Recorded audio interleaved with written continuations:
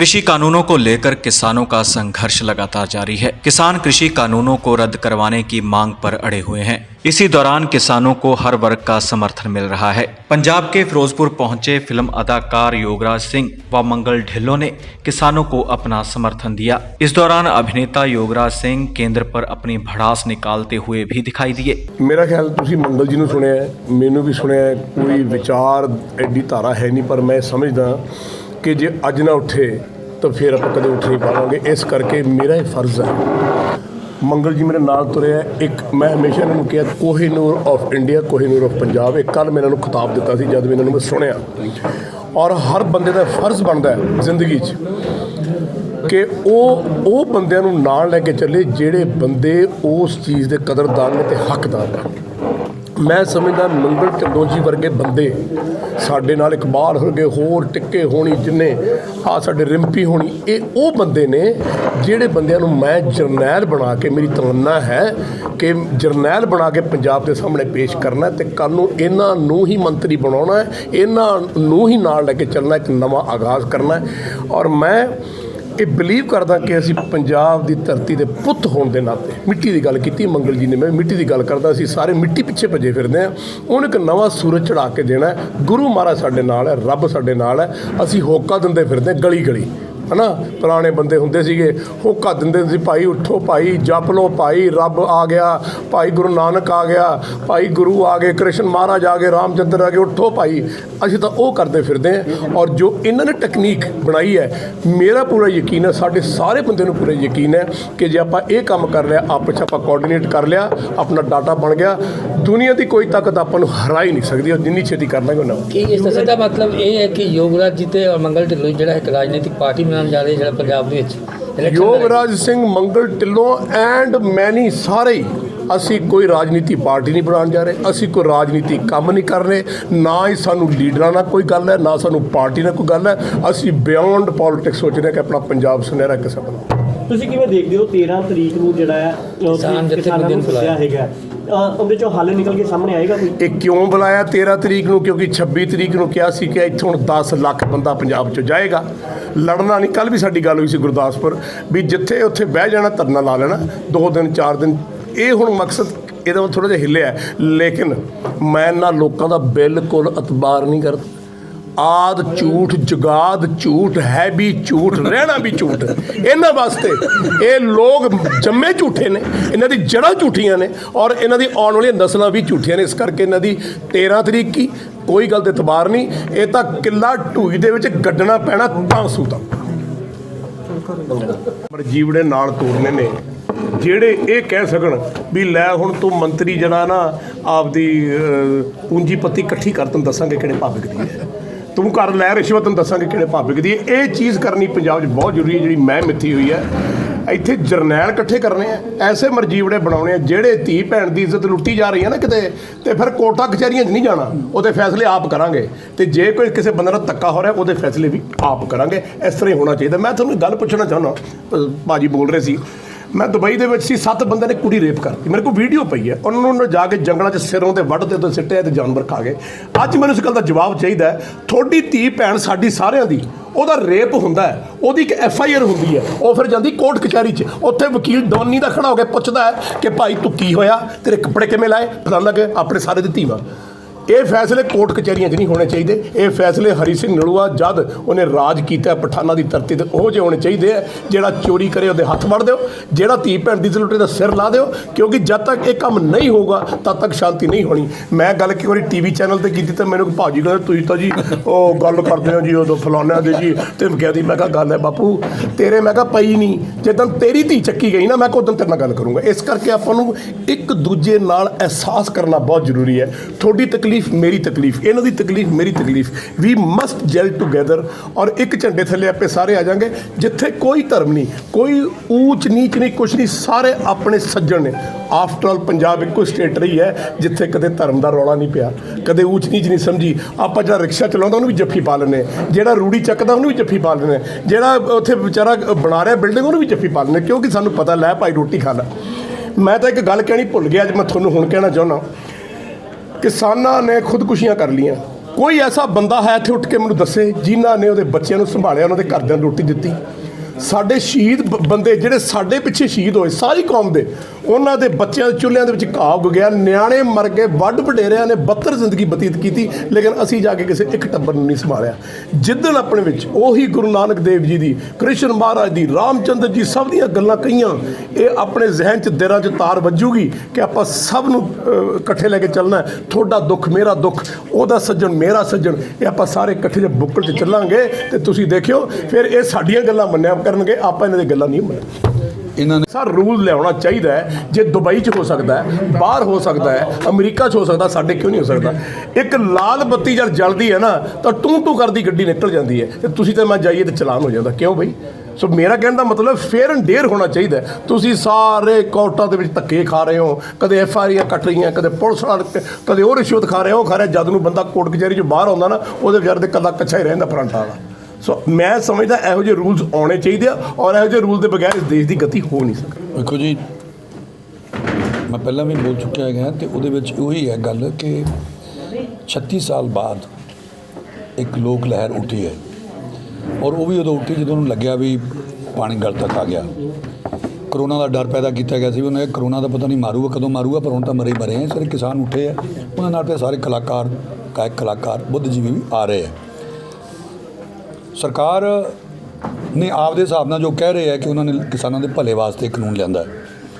ਜੇ ਕਿਸਾਨਾਂ ਨੂੰ ਲੱਗ ਰਿਹਾ ਹੈ ਕਿ ਸਾਡਾ ਨੁਕਸਾਨ ਕਰੂਗਾ, ਜਾਂ ਤਾਂ ਉਹਨਾਂ ਨੂੰ ਸਮਝਾਉਂਦੇ, ਪਹਿਲਾਂ ਉਹਨਾਂ ਨਾਲ ਸੈਮੀਨਾਰ ਕਰਦੇ, ਐਕਸਪਲੇਨ ਕਰਦੇ, ਤੇ ਜਿਹੜੇ ਕਿਸਾਨਾਂ ਦੇ ਸਵਾਲ ਸੀ ਉਹਨਾਂ ਨੂੰ ਸੈਟੀਸਫਾਈ ਕਰਦੇ। ਜਿਸ ਤਰੀਕੇ ਨਾਲ ਇਹ ਕਾਨੂੰਨ ਬਣਾਇਆ ਗਿਆ, ਬਿੱਲ ਪਾਸ ਕੀਤਾ ਗਿਆ, ਆਪਾਂ ਸਾਰੇ ਜਾਣਦੇ ਹਾਂ। ਇਸ ਕਰਕੇ ਕਿਸਾਨਾਂ ਦਾ ਸ਼ੱਕ ਕਰਨਾ ਸੁਭਾਵਿਕ ਔਰ ਜਾਇਜ਼ ਹੈ। ਹੁਣ ਜੇ ਉਹ 13 ਤਰੀਕ ਨੂੰ ਉਹਨੂੰ ਸੱਦ ਰਹੇ ਹੈ, ਜਿਵੇਂ ਪਹਿਲਾਂ ਵੀ ਕਿਸਾਨ ਗਏ ਸੀਗੇ, ਮੈਂ ਕਿਸਾਨ ਭਰਾਵਾਂ ਅੱਗੇ ਬੇਨਤੀ ਕਰਦਾ ਹੈਗਾ, ਦੇਖੋ ਬਿੱਲੀ ਲੱਖ ਮਾਸੀ ਬਣੇ, ਚੂਹਾ ਆਪਦਾ ਰਿਸ਼ਤਾ ਜਾਣਦਾ, ਠੀਕ ਹੈ। ਉਹਨਾਂ ਦੇ ਕੋਲੇ ਦਿਮਾਗ ਹੈ, ਉਹਨਾਂ ਦੇ ਕੋਲੇ ਇੰਟੈਲੀਜੈਂਟ ਬੰਦੇ ਹੈ, ਪਾਲਿਸੀ ਮੇਕਰਸ ਹੈਗੇ ਹੈ। ਅੱਛੀ ਗੱਲ ਹੈ ਸਰਕਾਰ ਨੇ ਉਹਨਾਂ ਨੂੰ ਸੱਦਿਆ, ਕਿਉਂਕਿ ਤੁਸੀਂ ਜੇ ਜੰਗਾਂ ਵੀ ਲੜ ਲੈਂਦੇ ਹੋ ਤਾਂ ਗੱਲ ਤਾਂ ਟੇਬਲ 'ਤੇ ਹੁੰਦੀ ਹੈ। ਸਾਰੇ ਬੰਦੇ ਕਿੰਨੇ ਸ਼ਹੀਦ ਹੋ ਜਾਂਦੇ, ਬਾਅਦ 'ਚ ਕ੍ਰਾਸ ਦੀ ਟੇਬਲ ਗੱਲ ਹੁੰਦੀ ਹੈ। ਇਹ ਮੈਂ ਸਮਝਦਾ ਕਿ ਸਰਕਾਰ ਦੀ ਅਕਲਮੰਦੀ ਕਿ ਸੱਦ ਰਹੇ ਹੈ, ਪਰ ਇੱਥੇ ਕਿਸਾਨਾਂ ਦੀ ਅਕਲਮੰਦੀ ਹੋਊਗੀ ਕਿ ਆਪਣੇ ਕੁਝ ਵਿਦਵਾਨ ਬੰਦਿਆਂ ਨਾਲ ਡਿਸਕਸ ਕਰਕੇ ਟੂ ਦੀ ਪੁਆਇੰਟ ਗੱਲ ਕਰਨ। ਜਿਵੇਂ ਪਿਛਲੀ ਵਾਰੀ ਗਏ ਸੀ ਉੱਥੇ, ਤੇ ਜਿਹੜੇ ਬੰਦੇ ਨਾਲ ਸੀ ਉਹਨਾਂ ਨੇ ਮੈਨੂੰ ਦੱਸਿਆ, ਮੈਂ ਬੜਾ ਹੈਰਾਨ ਹੋਇਆ। ਉਹ ਕਹਿੰਦੇ ਬਿੱਲਾਂ 'ਤੇ ਤਾਂ ਗੱਲ ਹੀ ਨਹੀਂ ਹੋਈ। ਰੌਲਾ ਇਸ ਗੱਲ 'ਤੇ ਪੈ ਗਿਆ 3 ਵਾਰੀ ਵੀ ਉਹਨਾਂ ਦੇ ਕਿਸੇ ਲੀਡਰ ਨੇ ਇਹ ਕਿਉਂ ਕਿਹਾ ਵੀ ਆਉਣਗੇ ਟਰਾਲੀਆਂ 'ਤੇ, ਜਾਣਗੇ ਸਟ੍ਰੈਚਰਾਂ 'ਤੇ। ਉਹ ਫਿਰ ਰੌਲਾ ਪੈਣ ਲੱਗਾ, ਜਿਹੜਾ ਸੈਕਟਰੀ ਸੀ ਉਹ ਕਹਿੰਦਾ ਵੀ ਮੈਂ ਨੇਤਾ ਨਹੀਂ ਗਾ, ਮੈਂ ਤਾਂ ਬਿਊਰੋਕਰੈਟ ਹਾਂ, ਤੁਸੀਂ ਮੇਰੇ ਨਾਲ ਬਿੱਲਾਂ ਬਾਰੇ ਗੱਲ ਕਰੋ, ਕੀ ਸਮਝਣਾ ਚਾਹੋ, ਤੁਹਾਨੂੰ ਕੀ ਗੜਬੜ ਲੱਗਦਾ। ਫਿਰ ਗੱਲ ਤੁਰੀ, ਉਸ ਤੋਂ ਬਾਅਦ ਫਿਰ ਕਿਹਨੇ ਛੇੜਤੀ, ਉਹ ਤੀਜੀ ਵਾਰੀ ਜ਼ਿੰਦਾਬਾਦ ਮੁਰਦਾਬਾਦ ਕਰਕੇ ਉੱਥੋਂ ਆ ਗਏ। ਹੁਣ ਇਹ ਸੱਚ ਕੀ ਹੈ ਉਹ ਜਾਣਦੇ ਹੋਣਗੇ, ਪਰ ਮੈਨੂੰ ਜਿਹੜਾ ਬੰਦਾ ਨਾਲ ਸੀ ਉਹ ਤੋਂ ਪਤਾ ਲੱਗਿਆ। ਸੋ ਤਿਆਰੀ ਕਰਕੇ ਜਾਣ, ਔਰ ਅਸੀਂ ਇਹ ਕੋਸ਼ਿਸ਼ ਕਰਦੇ ਫਿਰਦੇ ਹਾਂ, ਜਿਵੇਂ ਤੁਸੀਂ ਪੁੱਛ ਰਹੇ ਸੀ ਯੋਗ ਜੀ ਨੂੰ ਵੀ ਅਸੀਂ ਆਪਦੀ ਪੋਲੀਟੀਕਲ ਪਾਰਟੀ ਬਣਾਉਣ ਦੀ ਸੋਚ ਰਹੇ ਨਹੀਂ। ਹਾਂ, ਇੱਕ ਗੱਲ ਜ਼ਰੂਰ ਹੈ ਕਿ ਆਮ ਤੌਰ 'ਤੇ ਜਦੋਂ ਕਿਸਾਨ ਜਥੇਬੰਦੀਆਂ ਨਾਲ ਗੱਲ ਹੁੰਦੀ ਹੈ ਤੇ ਸਾਰੇ ਅਸੀਂ ਵੀ ਇਹ ਕਹਿੰਦੇ ਸੀ ਨਹੀਂ ਅਸੀਂ ਸਿਆਸਤ 'ਚ ਨਹੀਂ ਜਾਣਾ, ਇਸ ਕਰਕੇ ਆਹ ਬੇੜਾ ਗਰਕ ਹੋ ਗਿਆ। ਸਿਆਸਤ ਨਹੀਂ ਤਾਂ ਬੇੜਾ ਗਰਕ ਕੀਤਾ, ਕਿਉਂਕਿ ਸਿਆਸਤ ਚੰਗੇ ਲੋਕਾਂ ਦੇ ਵਿੱਚ ਉਹਨਾਂ ਦੀ ਸ਼ਮੂਲੀਅਤ ਨਹੀਂ ਹੋਈ। ਜੇ ਸਿਆਸਤ ਦੇ ਵਿੱਚ ਚੰਗੇ ਲੋਕ ਆਉਣਗੇ, ਇਮਾਨਦਾਰ ਲੋਕ ਆਉਣਗੇ, ਜਿਨ੍ਹਾਂ ਦੀ ਕਮਿਟਮੈਂਟ ਹੋਊਗੀ, ਜਿਹਨੂੰ ਲੋਕ ਭੇਜਣਗੇ। ਹੁਣ ਤਾਂ ਲੋਕਾਂ ਦੇ ਥੋਪੇ ਜਾਂਦੇ ਆ ਨਾ, ਉਹਨੂੰ ਪੈਸਾ ਦਿੱਤਾ ਜਾਂਦਾ ਹੈਗਾ, ਟਿਕਟਾਂ ਵੇਚੀਆਂ ਜਾਂਦੀਆਂ, ਆਪਾਂ ਸਾਰੇ ਜਾਣਦੇ ਹਾਂ। ਹੁਣ ਜਿਹੜਾ ਬੰਦਾ ਕਰੋੜਾਂ ਰੁਪਈਆ ਲਾ ਕੇ ਇਲੈਕਸ਼ਨ ਲੜਦਾ ਹੈਗਾ, ਉਹ ਕੰਮ ਕਿਵੇਂ ਕਰੂਗਾ? ਔਰ ਮੈਂ ਲੋਕਾਂ ਨੂੰ ਅਕਸਰ ਕਹਿੰਦਾ ਹੁੰਦਾ ਕਿ ਵੀ ਤੁਸੀਂ ਜ਼ਿੰਮੇਦਾਰ ਹੋ, ਜੋ ਤੁਸੀਂ ਇੱਕ ਸ਼ਰਾਬ ਦੀ ਬੋਤਲ ਪਿੱਛੇ 1000 ਰੁਪਏ ਪਿੱਛੇ ਆਪਣੀ ਵੋਟ ਵੇਚਦੀ ਹੈ ਜਾਂ 2000 ਪਿੱਛੇ ਵੇਚਦੀ ਹੈ, ਤੇ ਨਿਸ਼ਚਿਤ ਰੂਪ ਨਾਲ ਤੁਸੀਂ ਉਹਨਾਂ ਨੂੰ ਤਾਂ ਆਪਦਾ ਸ਼ਿਕਾਇਤ ਕਰਨ ਦਾ ਅਧਿਕਾਰ ਵੀ ਗਵਾਤਾ, ਕਿ ਕਰਪਟ ਪਹਿਲਾਂ ਤੁਸੀਂ ਹੋ, ਤੁਸੀਂ ਬੇਈਮਾਨੀ ਕੀਤੀ ਨਾ। ਉਹ ਕਹਿੰਦੇ ਇਹ ਧੰਦਾ ਕੀਤਾ, ਅਸੀਂ ਫਿਰ ਵੋਟਾਂ ਖਰੀਦ ਕੇ ਜਿੱਤ ਜਾਵਾਂਗੇ। ਸੋ ਸਾਡੀ ਕੋਸ਼ਿਸ਼ ਇਹ ਹੈਗੀ ਹੈ, ਹੋਕਾ ਦੇ ਨਾਲ ਹੀ ਹੈਗੀ ਹੈ ਕਿ ਭਾਈ ਇੰਨੀਆਂ ਲਹਿਰਾਂ ਉੱਠੀਆਂ ਪੰਜਾਬ ਦੇ ਵਿੱਚ, ਆਪਾਂ ਖੱਟਿਆ ਕਿ ਆਪਣਾ ਨੁਕਸਾਨ ਹੋਇਆ ਹੈ, ਹੁਣ ਅਸੀਂ ਸੂਤਰਪਾਤ ਕਰਨੀ, ਸਾਡਾ ਕੰਮ ਤਾਂ ਸੂਤਰਧਾਰ ਦਾ ਹੈ। ਜਿਹਨੇ ਮੇਰਾ ਬਿਲਕੁਲ ਸਿਆਸਤ ਦੇ ਵਿੱਚ ਇੰਟਰਸਟ ਨਹੀਂਗਾ, ਅਸੀਂ ਇੱਕ ਮਤਲਬ ਜਿੱਥੇ ਜਾਂਦੇ ਹਾਂ ਕਿ ਭਾਈ ਆਈਡੀਆ ਹੈ, ਮੈਂ ਯੂਨੀਵਰਸਿਟੀ ਦਾ ਮਕਸਦ ਕਹਿੰਦਾ ਮੈਂ ਯੂਨੀਵਰਸਿਟੀ ਦਾ ਟੌਪਰ ਹੈ, ਮੇਰੇ ਕੋਲ ਕੁਝ ਆਈਡੀਆਜ਼ ਹੈ, ਮੈਂ ਸੋਚਦਾ ਰਹਿਣਾ। ਸਿੱਖ ਇਤਿਹਾਸ ਦੀਆਂ ਸਾਰੀਆਂ ਫਿਲਮਾਂ ਬਣਾਈਆਂ, ਹੁਣ ਵੀ ਆਪਦੇ ਚੈਨਲ ਜ਼ਰੀਏ ਮੈਂ ਰੱਬ ਨਾਲ ਲੋਕਾਂ ਨੂੰ ਜੋੜਦਾ ਹਾਂ। ਮੈਂ ਐਲਾਨੀਆਂ ਕਹਿੰਦਾ ਕਿ ਭਾਈ ਰੱਬ ਹੈਗਾ, ਮੇਰੇ ਨਾਲ ਗੱਲ ਹੋਈ ਹੈ, ਮੈਂ ਪ੍ਰਮਾਣ ਵੀ ਦੇਵਾਂਗਾ, ਰੱਬ ਨਾਲ ਮੇਰੀਆਂ ਗੱਲਾਂ ਅੰਗਰੇਜ਼ੀ, ਪੰਜਾਬੀ, ਹਿੰਦੀ 'ਚ, ਮਾਈ ਕਨਵਰਸੇਸ਼ਨ ਵਿਦ ਗੋਡ। ਮੈਂ ਤਾਂ ਉਸ ਕੰਮ ਦੇ ਵਿੱਚ ਆਨੰਦ ਲੈਣਾ, ਪਰ ਆਹ ਮਜਬੂਰੀ ਦੇ ਵਿੱਚ ਨਿਕਲਿਆ ਕਿ ਯਾਰ ਆਪਾਂ ਇੱਥੇ ਬੈਠੇ ਸਤਸੰਗ ਕਰੀ ਜਾਂਦੇ ਹਾਂ ਅਤੇ ਪੰਜਾਬ ਦਾ ਕੁੰਡਾ ਹੋਈ ਜਾਂਦਾ ਹੈਗਾ, ਕਿਸਾਨ ਸਾਡੇ ਸੜਕਾਂ 'ਤੇ ਬੈਠੇ, ਉਹਨਾਂ ਦੇ ਡਾਂਗਾਂ ਪਈ ਜਾਂਦੀਆਂ ਹੈਗੀਆਂ। ਇਸ ਕਰਕੇ ਮਜਬੂਰੀ 'ਚ ਨਿਕਲਿਆ ਕਿ ਚਲੋ ਆਪਾਂ ਕੋਸ਼ਿਸ਼ ਕਰੀਏ। ਪਹਿਲਾਂ ਸੋਚਿਆ, ਇਹਨਾਂ ਨੇ ਜਦੋਂ ਮੈਨੂੰ ਸੰਪਰਕ ਕੀਤਾ, ਉਦੋਂ ਪਹਿਲਾਂ ਮੈਂ ਆਪਦੀਆਂ ਪਲੈਨਿੰਗਾਂ ਕਰਕੇ YouTube 'ਤੇ ਆਪਦੇ ਚੈਨਲ 'ਤੇ ਮੰਗਲ ਢਿੱਲੋਂ 'ਤੇ ਪਾ ਚੁੱਕਿਆ। ਕੋਈ ਬੰਦਾ ਜਾ ਕੇ ਵੇਖ ਲੇ, ਉਹਦੇ ਦਿਮਾਗ ਦੇ ਸਵਾਲ ਹੈ। ਮੈਂ ਉਸ ਰੱਬ ਤੋਂ ਡਰ ਕੇ ਕਹਿੰਦਾ ਮੈਨੂੰ ਕੁਝ ਨਹੀਂ ਆਉਂਦਾ, ਮੈਨੂੰ ਪੁੱਛੇ ਜਵਾਬ ਆਊਗਾ। ਇਹ ਮੈਨੂੰ ਕੌਨਫੀਡੈਂਸ ਹੈ ਕਿ ਕੱਟਾ ਕਿੱਲੇ ਦੇ ਜ਼ੋਰ ਤੇ ਤਿੰਗਦਾ। ਸੋ ਵੀ ਹੈਵ ਅ ਪਲਾਨ ਕਿ ਪੰਜਾਬ ਦੇ ਸਾਰੇ ਲੋਕਾਂ ਨੂੰ ਜੋੜ ਦਿੱਤਾ ਜਾਵੇ, ਚੈਨਲਾਈਜ਼ ਕੀਤਾ ਜਾਵੇ, ਜਿਹੜੀਆਂ ਜਥੇਬੰਦੀਆਂ ਉਹਨਾਂ ਨੂੰ ਜੋੜ ਦਿੱਤਾ ਜਾਵੇ ਤਾਂ ਕਿ ਇੱਕ ਸਿਸਟਮ ਬਣ ਜੇ, ਇੱਕ ਸੈਂਟਰਲ ਡਾਟਾ ਪੂਲ ਉਹਦਾ ਦਾ ਬਣੇ, ਬੈਂਕ ਬਣੇ, ਜਿਹਦੇ ਵਿੱਚੋਂ ਜਿੰਨੀਆਂ ਜਥੇਬੰਦੀਆਂ ਜਿਹੜੇ ਇਮਾਨਦਾਰ ਬੰਦੇ ਮੋਢੀ ਹੈ ਉਹਨਾਂ ਨੂੰ ਵਿੱਚ ਮੈਂਬਰ ਬਣਾਇਆ ਜਾਵੇ। ਕੁਝ ਇੰਟੈਲੈਕਚੁਅਲ, ਕੁਝ ਕਲਾਕਾਰ, ਕੁਝ ਗਾਇਕ ਕਲਾਕਾਰ, ਉਹ ਸਾਰੇ ਕੁਝ ਕ੍ਰਿਸ਼ੀ ਵਿਗਿਆਨੀ ਜਿਨ੍ਹਾਂ ਦਾ ਬੇਦਾਗ ਕੈਰੀਅਰ ਹੈ, ਉਹਨਾਂ ਨੂੰ ਇਕੱਠੇ ਕਰਕੇ ਸਿਰ ਜੋੜ ਕੇ ਰਹਿ ਕਰਕੇ ਇਹਨਾਂ ਨੂੰ ਗਾਈਡ ਕੀਤਾ ਜਾਵੇ। ਲੜਦਾ ਇਹਨਾਂ ਨਹੀਂ ਹੈ, ਅਸੀਂ ਕੀ ਕਰਨਾ, ਇਹ ਤਾਂ ਰਹਿ ਦੇਣੀ ਹੈ। ਇਹ ਆਪਦੀ ਸਰਕਾਰ ਬਣਾਉਣ, ਇਹ ਚੱਲਣ, ਇਹ ਆਪਦੇ ਕੈਂਡੀਡੇਟ ਦੇਣ, ਉਹਨੂੰ ਜਿਤਾਉਣ, ਪਰ ਅਸੀਂ ਉਹਨੂੰ ਜੁਗਤ ਦੱਸ ਸਕਦੇ ਹਾਂ। ਇਹ ਮੈਂ ਕਿਸੇ ਵੀ ਸਿਆਸਤਦਾਨ ਨਾਲ ਜਿਹੜਾ ਮਰਜ਼ੀ ਆ ਜਾਏ, ਮੈਂ ਚੈਲੰਜ ਕਰਦਾ ਹੈਗਾ ਕਿ ਅੱਜ ਅਸੀਂ ਕਰ ਲਿਆ, ਆ ਜਾਓ ਮੈਦਾਨ 'ਚ ਆਓ, ਕਿਉਂਕਿ ਲੋਕਾਂ ਰਾਹੀਂ, ਲੋਕਾਂ ਦੁਆਰਾ, ਲੋਕਾਂ ਵਾਸਤੇ ਲੋਕਤੰਤਰ, ਮਾਲਕ ਲੋਕ ਹੈ, ਲੋਕਾਂ ਨੂੰ ਪਤਾ ਹੀ ਨਹੀਂ। ਅੰਨਾ ਨੇ ਉਦੋਂ ਕਿਹਾ ਸੀ, ਬਾਅਦ 'ਚ ਪਤਾ ਲੱਗਿਆ ਉਹ ਬੰਦਾ ਗਲਤ ਨਿਕਲਿਆ। ਠੀਕ ਹੈ, ਉਹ ਤਾਂ ਉਹਨੂੰ ਕਾਂਗਰਸ ਵਿੱਚ ਕਰਪਸ਼ਨ ਦਿਸਦੀ ਸੀ, ਹੁਣ ਉਹਨੂੰ ਕੋਈ ਕਰਪਸ਼ਨ ਨਹੀਂ ਦਿਸਦੀ, ਹੁਣ ਉਹਨੂੰ ਬੋਲਣਾ ਬੰਦ ਹੋ ਗਿਆ, ਬੋਲਦਾ ਨਹੀਂ। ਵੇਖੋ ਆ ਕਰੋਨਾ ਆਇਆ, 1.5 ਮਹੀਨਾ ਲਾਕਡਾਊਨ ਰਿਹਾ, ਮੈਂ ਆਪਦੇ ਚੈਨਲ 'ਤੇ ਪਾਇਆ ਹੋਇਆ ਕਿ ਕਰੋਨਾ ਨੇ ਸਾਨੂੰ ਦੱਸਿਆ, ਓਏ ਮੂਰਖੋ ਮਾਲਕ ਤੁਸੀਂ ਹੋ। ਕਿਵੇਂ? ਕੈਪਟਨ ਸਾਹਿਬ ਦੀ ਸਟੇਟਮੈਂਟ ਆਈ 1.5 ਮਹੀਨੇ ਦੇ ਲਾਕਡਾਊਨ ਦੇ ਵਿੱਚ ਕਿ ਸਾਡੇ ਕੋਲ ਤਨਖਾਹ ਨੂੰ ਪੈਸੇ ਹੈ ਨਹੀਂ। ਇਹਦਾ ਮਤਲਬ ਕੀ ਹੈ? 1.5 ਮਹੀਨਾ ਲਾਕਡਾਊਨ ਸੀ, ਇਹਦਾ ਮਤਲਬ ਸਭ ਕੁਝ ਬੰਦ ਹੋ ਗਿਆ। ਸੋ ਅਸੀਂ ਸੂਈ ਤੋਂ ਲੈ ਕੇ ਕੰਬਾਈਨ ਤੱਕ ਜੋ ਕੁਝ ਵੀ ਖਰੀਦਦੇ ਹਾਂ, ਚਾਹ ਪੱਤੀ ਜੋ ਲੈ ਕੇ ਆਉਂਦੇ ਅਸੀਂ, ਉਹ 'ਤੇ ਟੈਕਸ ਦਿੰਦੇ ਹਾਂ। ਇਹਨਾਂ ਤੱਕ ਘਰਾਟ ਨਹੀਂ ਚੱਲਦੀ, ਇਹਨਾਂ ਦੀ ਫੈਕਟਰੀਆਂ ਚੱਲਦੀਆਂ, ਲੋਕ ਦਿੰਦੇ ਆ, ਪਹਿਲਾਂ ਉਹਨਾਂ ਨੂੰ ਵੋਟ ਦੇ ਕੇ ਜਿਤਾਉਂਦੇ ਆ, ਤਾਕਤ ਦਿੰਦੇ ਆ, ਫਿਰ ਉਹਨਾਂ ਡਾਂਗਾ ਮਾਰਦੇ ਆ, ਪਰਵਾਹ ਨਹੀਂ ਕਰਦੇ, ਸਿਕਿਉਰਿਟੀ ਲੈ ਕੇ ਚੱਲਦੇ ਆ, ਪਹਿਲਾਂ ਮੰਜਾ ਜਾ ਕੇ ਬਹਿੰਦੇ ਨਾਲ, ਫਿਰ ਉਹਨੂੰ ਜਾਨ ਨੂੰ ਖਤਰਾ ਹੁੰਦਾ ਅਤੇ ਉਦੋਂ ਬਾਅਦ ਦੇ ਵਿੱਚ ਟੈਕਸ ਲੈ ਕੇ ਤਨਖਾਹ ਦਿੰਦੇ ਆ। ਸੋ ਇੱਕ ਚਪੜਾਸੀ ਤੋਂ ਲੈ ਕੇ ਇੱਕ ਮੁੱਖ ਮੰਤਰੀ ਤੱਕ ਦੀ ਤਨਖਾਹ ਹੈ, ਉਹ ਆਪਾਂ ਦਿੰਦੇ ਹਾਂ ਸਾਰੇ। ਤੁਸੀਂ ਵੀ ਉਹ ਸ਼ਾਮਲ ਹੋ, ਮੈਂ ਵੀ ਤੇ ਇੱਕ ਮੰਗਤਾ ਵੀ। ਜਿੰਨਾ ਚਿਰ ਲੋਕਾਂ ਦੀ ਇਹ ਗੱਲ ਸਮਝ ਨਹੀਂ ਆਉਂਦੀ, ਫਿਰ ਮਾਲਕ ਕੌਣ ਹੈ? ਤਨਖਾਹ ਦੇਣ ਵਾਲਾ ਜਾਂ ਤਨਖਾਹ ਲੈਣ ਵਾਲਾ? ਪਬਲਿਕ ਸਰਵਿਸ ਕਮਿਸ਼ਨ ਸੇਵਾਦਾਰ ਹੈ, ਉਹ ਮਾਲਕ ਬਣੇ ਬੈਠੇ ਆ। ਤੁਸੀਂ ਆ ਹੁਣ ਡਾਂਗ ਵਰੂਗੀ ਤੁਹਾਡੇ ਡੀਸੀ ਦੇ ਦਫ਼ਤਰ ਜਾ ਕੇ ਵਿਖਾਓ, ਐਸਐਸਪੀ ਦਫ਼ਤਰ ਵੜੋ ਤੁਸੀਂ। ਜਿਹੜਾ ਆਮ ਬੰਦਾ ਹੈ ਉਹ ਤਾਂ ਡਰਦਾ ਵੈਸੇ ਨਹੀਂ ਜਾਂਦਾ, ਕਿੰਨੀ ਕੋਸ਼ਿਸ਼ ਕਰਕੇ ਨਾਲ ਸਿਫਾਰਸ਼ਾਂ ਲੈ ਕੇ ਜਾਂਦਾ ਹੋ ਵੀ ਮੈਂ ਅੰਦਰ ਵੜਦਾ, ਮੈਨੂੰ ਕੁੱਟਣ ਲੱਗ ਪੈਣ, ਸਿਪਾਹੀ ਨਹੀਂ ਮਾਨ।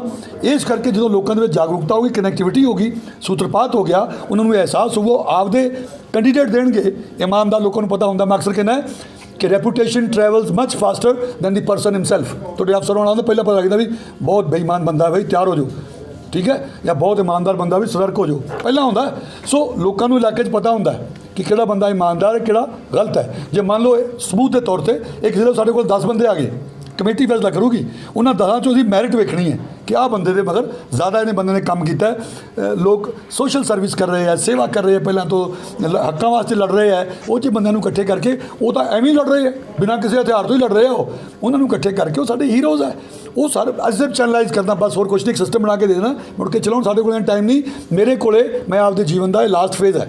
ਮੈਂ ਲੋਕਾਂ ਨੂੰ ਵੀ ਕਹਿੰਦਾ, ਬਜ਼ੁਰਗਾਂ ਨੂੰ ਵੀ ਕਹਿੰਦਾ, ਅਤੇ ਮੈਂ ਆਪ ਵੀ ਭਾਈ ਆਉਣ ਵਾਲੇ ਸਮੇਂ ਦੇ ਵਿੱਚ 2-3 ਫਿਲਮਾਂ ਜਿਹੀਆਂ ਬਣਾਉਣੀਆਂ, ਬਣਾ ਕੇ ਦਾੜੀ ਕੇ ਰੱਖ ਕੇ ਸਿਰਫ ਸਿਮਰਨ ਕਰਦਾ ਅਤੇ ਸਿਮਰਨ ਕਰਾਉਣਾ, ਆ ਮੇਰਾ ਮਕਸਦ ਹੈ। ਜਾਣ ਤੋਂ ਪਹਿਲਾਂ ਜਿਉਂਦੇ ਜੀ ਮੁਕਤ ਹੋ ਕੇ ਜਾਣਾ, ਕਿਉਂਕਿ ਮਰ ਕੇ ਕੋਈ ਨਹੀਂ ਮੁਕਤ ਹੁੰਦਾ। ਇਸ ਕਰਕੇ ਮੈਂ ਔਨ ਰਿਕਾਰਡ ਕਰਿਆ, ਸਾਡਾ ਕੋਈ ਇੰਟਰਸਟ ਨਹੀਂ ਕਿ ਮੈਂ MLA ਬਣਾ, ਮੰਤਰੀ ਬਣਾ, ਨਾ। ਸਿਰਫ ਸਾਡਾ ਪੰਜਾਬ ਵਸੇ, ਸਾਡੇ ਜਿਹੜੇ ਲੋਕ ਆ, ਮਿੱਟੀ ਦਾ ਸਾਡੇ ਸਿਰ ਤੇ ਕਰਜ਼ ਹੈ, ਉਹ ਲਾਉਣ ਦੀ ਕੋਸ਼ਿਸ਼ ਹੈ, ਹੋਰ ਕੁਛ ਵੀ ਨਹੀਂ। Thank you. Bureau report D5 channel Hindi.